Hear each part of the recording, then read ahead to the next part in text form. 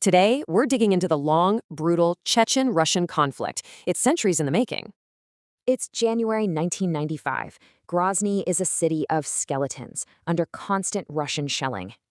A huge Russian army was trapped, fighting a small but incredibly fierce force of Chechen separatists. This was David versus Goliath, and somehow, David won. To understand how, we have to go back. Their identity was born in the Caucasus Mountains, which bred a real spirit of independence. And at the core of their society, the tape system. Loyalty to your clan comes first. Yeah, this conflict goes way back, kicking off against Russian expansion in the 18th century. But the biggest trauma in their modern history? That happened during World War II.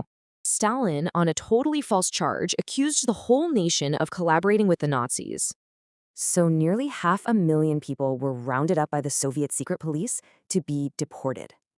They were given just 20 minutes to pack before being shoved onto freezing cattle cars. Up to a third of their population died. This event cemented a deep, deep mistrust of Moscow. So when the Soviet Union fell apart in '91, Chechnya saw its chance and went for it. But Moscow said no. They feared a domino effect. Plus, there was a key oil pipeline there. Okay, so you have to understand, these two wars were completely different in strategy and outcome. The First War, it ended after 21 months with a shocking, humiliating defeat for Russia.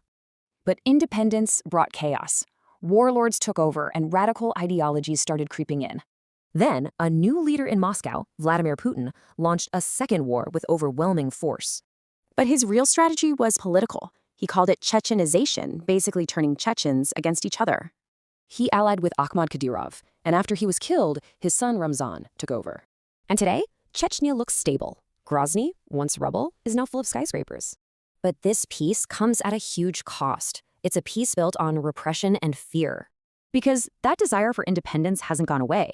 So you have to wonder, is this real peace or just a sleeping volcano?